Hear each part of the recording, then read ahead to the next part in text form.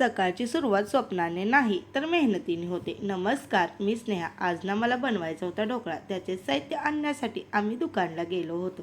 दुकानला आलोय आणि काही खाऊ घेतला नाही असं थोडी ना होईल. मग एवढा सगळा खाऊ घेऊन आम्ही घरी आलो. घरी आल्यानंतर ना मग लगेच ढोकळा बनवायच्या तयारीला लागलो. मग बेसन पिठात हळद, मीठ, साखर व एक इनोचे पॅकेट घालून मिश्रण एकजीव करून घेतले. मग एका कुकरच्या डब्याला तेल लावून त्यात सर्व मिश्रण टाकून घेतले. मग 15 मिनिटे शिजायला ठेवले. एकीकडे ढोकळा बनतोय तोपर्यंत तडक्याची तयारी करून घेतली. एका छोट्याशा पातेल्यात तेल, मोहरी, जिरे, कढीपत्ता व 2 मिरच्या टाकून घेतल्या.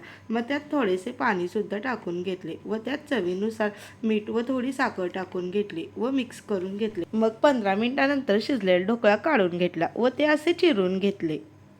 मग त्यावर तडका टाकून घेतला. ढोकळा तर मस्त झाला होता. तुम्हाला ही रेसिपी हवी असेल तर कमेंट नक्की करा. आणि अजूनही आपल्या आयडीला फॉलो केलं नसेल तर फॉलो नक्की करा. तर आजच्यासाठी एवढेच. पुन्हा भेटू पुढच्या व्हिडिओमध्ये. बाय.